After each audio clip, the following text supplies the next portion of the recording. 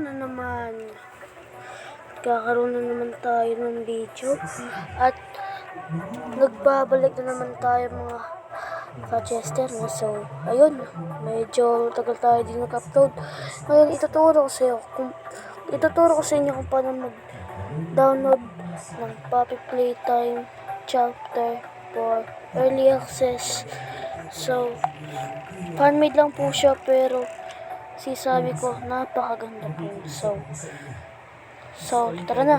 Let's start the video. Punta tayo sa YouTube. Search nyo ito. Search natin yan. Search nyo ito. Kaya nyo na lang. Oh no, mali. Okay, ito. Yan. Silicator Studio. So, pag nakita nyo yan, na. Pindutin nyo po yung channel niya. Pindutin nyo. Pagkapindot nyo, mag-subscribe na rin kayo dyan. Mag-subscribe na rin kayo guys. Napakaganda pa ng video niya. So, pindutin nyo to. Yung mga, yan. Mga video niya. Anong gusto nyo dyan. Now,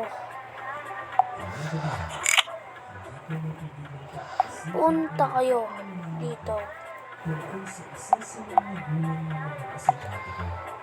Ay, no, hindi. Dito, yan. Sa comment section, pindutin nyo to. Yan. So, pindutin yan. Now, ito guys. So,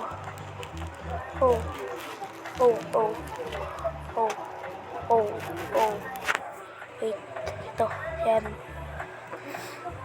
Ito po, meron tayong mga nandito. So, ayan, sasabi sa inyo, fan-made lang yan. So, ang kailangan nyo dito is only 64 ARM or bit. Game not optimized, okay na yan. Kung meron kayong mga magagarang phone, dito magdalaga sa inyo. Maybe some bugs, meron po dito yung bugs. Konti lang po, konti lang gabags din. Pero, ayun namin ng bugs. Now, click nyo tong download. Click nyo yan. Click. Now, click. Ito, click nyo to. Click. Now, the download begin after the video. Okay na. So, download again. So guys, download ko lang talaga to. Gusto ko lang ipakita sa inyo.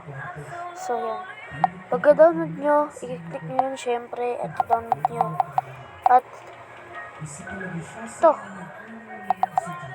Ito na siya.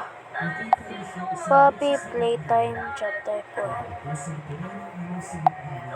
So, pwede nyo tong yan no. Di ko na ipapakita yung gameplay pero gagawa ako ng gameplay nito guys. Abangan nyo yan. So, ngayon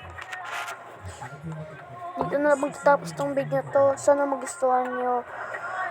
So, goodbye. Sana mayroon pang kasunod tong video to. So, goodbye.